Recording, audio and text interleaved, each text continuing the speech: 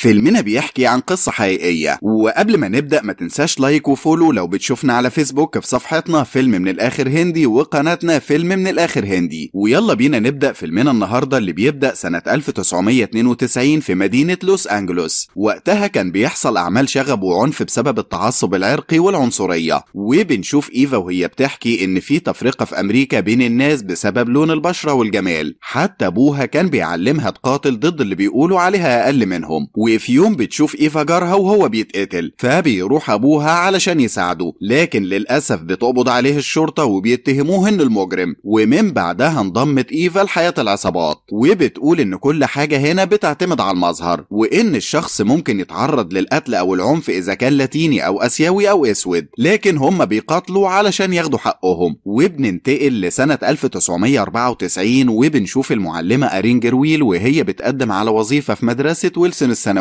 وبتقول لها المديرة إن المدرسة دلوقتي حصل فيها دمج بين الأعراق المختلفة، وإنها هتتعامل مع طلاب بعضهم خارجين من الأحداث. فبتتحمس أرين وبتستعد في أول يوم ليها في المدرسة، وبتتعرف على المدرسة والفصول، وبتدخل لفصل 203 اللي هتدرس للطلاب فيه، وبتلاحظ إن كل حاجة في الفصل ده قديمة ومستهلكة عكس باقي الفصول. ولما بيدخل الطلاب بيكونوا كلهم من جنسيات مختلفة ومش بيهتموا بوجود المعلمة، عادي يعني دوشة عيال. لكن اللي مش عادي لما بنشوف عداوة بين الطلاب رغم صغر سنهم وعدم إدراكهم أصلا لمعنى التفرقة، وبتحصل بينهم خناقة، فبتحاول أرين تهديهم وتنهي الخناقة. وبنشوف الطالبة إيفا وهي بتقول إنها مش حابة المدرسة، فبيقول لها الضابط طب ما تفكك من المدرسة وتيجي معانا المعسكر، وكأنه بيقول لها اللي انت فيه ده رحمة يا بنتي. فبتقول إن المدرسة متقسمة لفرق حسب الجنسية، وإن كل مجموعة مع بعضها وفي عداوة بين الجنسيات المختلفة. وبتجيب إيفا أصدقائها من العصابة للمدرسة وبتعمل خناقة مع بعض الطلاب، فبتقف المعلمة أرين تتفرج على العنف اللي بيحصل وهي مش عارفة تتصرف، وبترجع بيتها وهي حزينة وبتقول لجوزها إن الموضوع ما طلعش زي ما كانت متخيلة. وبعدها بيروحوا يقابلوا أبو أرين اللي بيقول لها إنه قلقان من شغلها في المدرسة، وإنها هتضيع وقتها على ناس مش مهتمة بالتعليم أصلا. فبتتضايق أرين من كلام أبوها، لكنها بتكون واثقة في نفسها وإنها هتقدر تعمل حاجة مفيدة للطلاب. وتاني يوم بتحاول أرين تستخدم طريقة جديدة مع الطلاب، وبتشغل موسيقى الراب وبتقول لهم قصايد شعر، وبتتنمر إيفا عليها وبتسألها هي درست قبل كده، وبتخلي أرين الطلاب يبدلوا أماكنهم مع بعض، وبيكون كل واحد منهم عنده عداوة مع طالب زميله. وبالليل بتخرج إيفا مع أصدقائها وبتدخل السوبر ماركت، وبتشوف شباب في بينها وبينهم عداوة، وبيشوف صديق إيفا باكو شخص بيكرهه، وبنعرف إن عدوه اسمه جرانت، فبيطلع المسدس علشان يقتله، لكن لسوء الحظ بيقتل شاب تاني بالغلط وبيهربوا بسرعة من المكان. وبتيجي الشرطة علشان تستجوب إيفا، فبتقول لهم إن جرانت هو اللي قتل الشخص ده، والشرطة بتقبض عليه. وفي الفصل بتلاقي المعلمة أرين إن في حد رسم رسمة ساخرة لواحد زميله أسود البشرة وتنمر عليه، فبتزعق للطالب اللي عمل كده، وبتحكي للطلاب إنها شافت رسمة زي دي في متحف لكن كانت لراجل يهودي، وبسبب الرسومات دي ناس كتير ماتت وحصلت محرقة الهولوكاست. وبيقول لها طالب اسمه ماركوس إنها ما تعرفش حاجة عنهم، وبتقول لها إيفا إنها ما تعرفش حاجة عن طريقة حياتهم، وإنها بتكره أصحاب البشرة البيضاء لأنهم فاكرين إنهم يستحقوا الاحترام وإنهم أسياد العالم. وبتحكي لهم لما شافت ضباط بيض وهم بيضربوا نار على صديقها لمجرد إنه حط إيده في جيبه، وكمان اقتحموا بيتها وقبضوا على أبوها رغم إنه ما عملش أي حاجة. وبيتكلم ماركوس عن الظلم اللي بيحصل لهم من العالم، وبتقول لهم أرين اللي اتعرض منهم لضرب نار يرفع إيده، فكل الطلاب بيرفعوا إيديهم. وبتروح أرين علشان تاخد كتب من المكتبة علشان الطلاب يقروها، لكن المديرة بترفض وبتقول لها إنهم بيبوظوا الكتب وبيقطعوها ومش مسموح ليهم غير بالكتب القديمة. وبتروح أرين تتكلم مع معلم زميلها عن موضوع الكتب والقراءة، فبيسخر منها وبيقول لها إن الطلبة دول بيمشوا بالأسلحة في الشارع، وإن المدرسة دي كانت متصنفة درجة أولى قبل ما يجوا هنا. وبتقول لهم إن موضوع الدمج ده سيء، لكنهم ما يقدروش يتكلموا وإلا هيخسروا وظيفتهم بتهمة العنصرية. وبتلاحظ أرين إن الطلاب في المدرسة متقسمين لمجموعات حسب جنسياتهم، فبتقرر تلعب لعبة مع الطلاب وبترسم خط على الأرض، وبتقول لهم إنها هتسأل سؤال ولو حد منهم إجابته نعم يقرب للخط، وبتسألهم شوية أسئلة وكلهم بيقربوا للخط، وبيعرفوا إن في بينهم حاجات كتير مشتركة، وإن ليهم أصدقاء ومعارف دخلوا السجن، وإن الأطفال نفسهم راحوا مركز الأحداث، وإن كل حد منهم خسر صديق أو أكتر بسبب عنف العصابات، وبتوزع عليهم دفاتر وبتطلب منهم يكتبوا فيها أي حاجة عايزين يكتبوها كل يوم، ولو عايزينها تقراها يحطوها في الدولاب. وبتروح أرين بيتها وبتحكي لجوزها عن الطلبة في المدرسة واللي هي بتعمله معاهم. وفي يوم بتجهز أرين الفصل علشان حفلة حضور الآباء، لكن محدش من أهل الطلاب دول بيجي. ولما أرين بتفتح الدولاب بتلاقي الطلاب سايبين المذكرات اليومية بتاعتهم، فبتفرح وبتقعد تقراها. وبتحكي طالبة عن العنف والقسوة اللي كانت بتتعرض ليها هي وأمها وأبوها من اللي بيضربوهم. وبيحكي طالب تاني لما كان طفل وصديقه اشترى مسدس علشان يحموا نفسهم، لكنه قتل نفسه بالغلط والشرطة قبضت عليه هو وراح للأحداث. وبتكمل أرين قراية وبتعرف إن الطلبة دول اتعرضوا لعنف وقسوة في حياتهم، وإنهم شافوا أصدقاء ليهم ماتوا قدام عينيهم، وكمان في ناس منهم مشتركين ضمن عصابات. وبتروح أرين تقعد مع أبوها وبتحكي له عن الطلاب دول وحياتهم القاسية، وبتقول له إنها محتارة ومش عارفة إزاي تساعدهم. فبيقول لها أبوها إن دي مجرد وظيفة، ولو ما نجحتش فيها تدور على وظيفة غيرها. وبتقرر أرين إنها تشتغل في وظيفة إضافية علشان يبقى معاها فلوس وتقدر تشتري كتب جديدة للطلاب. وبتقول للطلاب إن الكتاب ده بيحكي عن رجل عصابات. وبتروح أرين للإدارة التعليمية علشان تتعامل مع شخص مسؤول، وده لأن مديرة المدرسة رافضة تتعاون معاها. وبتقول إنها عايزة تقدم حاجات كتير للطلاب دول تساعدهم، وبتفكر تاخدهم في رحلات بره المدينة، لكن المسؤول بيقول لها إن المديرة رفضت تديها كتب بسبب ضعف الميزانية، فإزاي هتوافق على الرحلات؟ فبتقول له أرين إنها هتجمع الفلوس بنفسها وتوديهم، لكن هي بس محتاجة الدعم والموافقة. وبتقول أرين لجوزها إنها هتشتغل في وظيفة تالتة، لكن جوزها بيرفض، فبتحاول تقنعه بوجهة نظرها. وبتعرف المديرة إن أرين هتاخد الطلاب في رحلة في الأجازة، وبتتضايق منها ومن أسلوب تعليمها. وبتروح أرين وأبوها البيت طالب اسمه أندريا اللي أبوه سابهم ومشي وأخوه دخل السجن، ومن ساعتها أمه معتقدة إن هو كمان هيحصل له كده. وبتجمع أرين طلابها علشان يروحوا الرحلة. وبتروح إيفا لأبوها في السجن وبتديله كتاب علشان يقراه، وبيتكلم أبوها معاها عن القضية اللي هتشهد فيها، وبيقول لها كمان إن في الحرب لازم تنتصر لأن هيجي يوم وتخسر. وبيروح الطلاب لمتحف وكل واحد منهم بياخد صورة لطفل من اللاجئين وبيعرف عنه معلومات، وكمان بيعرفوا معلومات عن محرقة اليهود وعن أطفال كتير اتخلصوا منهم قهر. وبعدها بيروحوا للفندق اللي أرين شغالة فيه، وبيقابلوا ناس يهودية قدروا إنهم ينجوا من محرقة الهولوكاست، وبيعرفوا قصتهم والمصاعب اللي تعرضوا ليها في حياتهم. والرحلة دي بتغير فيهم حاجات كتير ونظرتهم للحياة. وبتبدأ السنة الدراسية التانية والطلاب بيتغيروا ومعاملتهم لبعض بتبقى أحسن. وبتجهز المعلمة أرين حفلة صغيرة ليهم وبتقول لهم إنها جابت كتب جديدة، وكمان بتطلب من كل واحد منهم يقول نخب من أجل التغيير، وده معناه إنهم هيتغيروا. وبتقول طالبة إن محدش بيسمع للمراهقين وما يعرفوش الحروب اللي بيمروا بيها كل يوم، لكن في يوم ده هينتهي ومش هتسمح لحد يستغلها. وبيقول ماركوس إن أمه طردته من البيت لما انضم للعصابة، لكن هو دلوقتي هيصلح الوضع ويجتهد ويتخرج من المدرسة. وبيقرأ طالب المفكرة بتاعته وبيقول إنهم اتطردوا من بيتهم، وأمه كانت حزينة جدا وما كانش في حد بيساعدهم، وهو كان معتقد إن التعليم ملوش فايدة، لكنه اتفائل بسبب المعلمة أرين وبسبب زمايله وحاسس إنه في البيت. وبتروح طالبة من فصل تاني للمديرة وبتطلب منها إنها تنضم الفصل المعلمة أرين، وبتتضايق المديرة من اللي أرين قدرت تعمله. وبتروح أرين البيت وهي فرحانة بالخبر ده، لكن مش مكتوب لها تفرح. بيعكنن عليها جوزها وبيقول لها كلام يضايق، وإن طلاب فصلها مش زي باقي الطلاب الطبيعيين، هم الرجالة دول أساسا نكد، مش كده يا نسا؟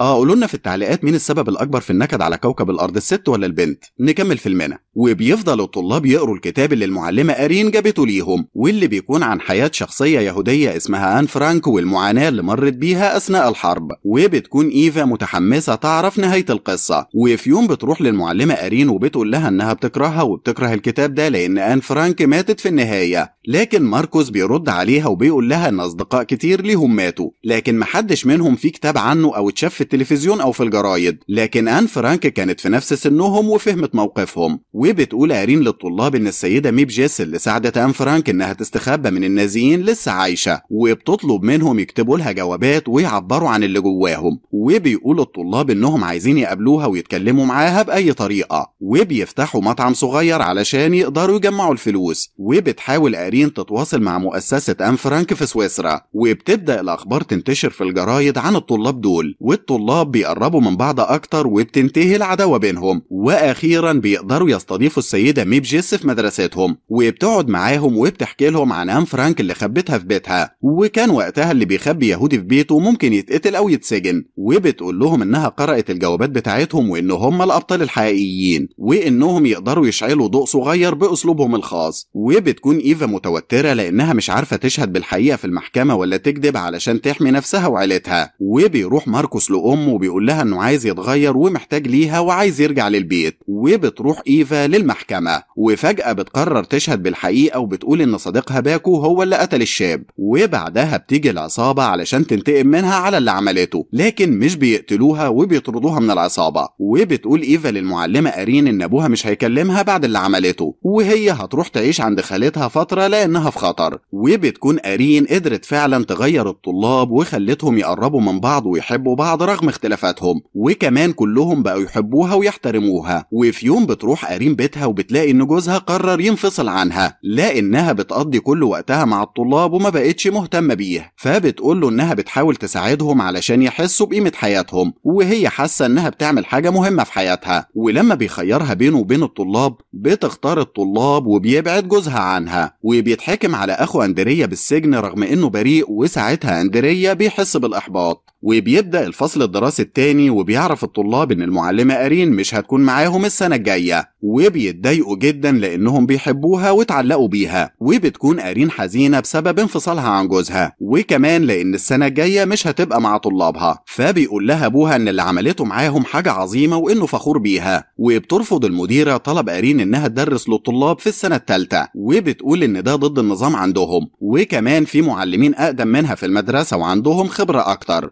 وبتعرف أرين إن أندريا كان غايب من المدرسة بسبب اللي حصل لأخوه وإنه دلوقتي محبط وبيفشل في دراسته، وبتقول له إنها مش هتسيبه يفشل. وبتقول أرين للطلاب إنها حاولت علشان تبقى معاهم في السنة الجاية لكن للأسف الإدارة رفضت، وبتحفزهم وبتقول لهم إنهم لازم يكملوا نجاحهم حتى من غيرها، وإن كل واحد منهم عنده فرصة يتخرج ويدخل الكلية ويتفوق، وإن هم اللي قدروا يعملوا كده مش هي. وبتكمل كلامها وبتقول لهم على آخر مشروع يعملوه، وبتطلب منهم يجمعوا مذكراتهم كلهم في كتاب وكل واحد يحكي قصته، وبيسموا الكتاب مذكرات كتاب الحرية The Freedom Writer Diary، وده اسم فيلمنا النهاردة. وبتقول المديرة الأرين وهي متعصبة إن الإدارة التعليمية هتعمل اجتماع علشان موضوع طلابها، وبتقول أرين في اجتماع إن الطلاب دول بقوا عيلة لبعضهم، وإن فصل 203 بقى كأنه بيت ليهم، لكن المديرة بتقول إنهم مجرد ما يخرجوا من فصلها هيرجعوا لعاداتهم القديمة. وبتقول كمان إن أسلوب المعلمة أرين غير عملي وما ينفعش يطبقوه في المدرسة. وبينتهي الاجتماع وبتروح أرين تقابل الطلاب وبتقول لهم خبر حلو جدا وإنها هتبقى معاهم في السنة الثالثة والرابعة كمان، وبيقدر الطلاب دول يتخرجوا من المدرسة ويدخلوا كليات قمة كمان. وبينتشر الكتاب بتاعهم سنة 1999 وبيحقق نتائج هايلة، ودي صورة حقيقية للمعلمة أرين جرويل مع طلابها في سنة 2006. وبكده يكون خلص فيلمنا النهاردة. ما تنساش لايك وفولو لو بتشوفنا على فيسبوك في صفحتنا فيلم من الآخر هندي وقناتنا فيلم من الآخر هندي. سلام.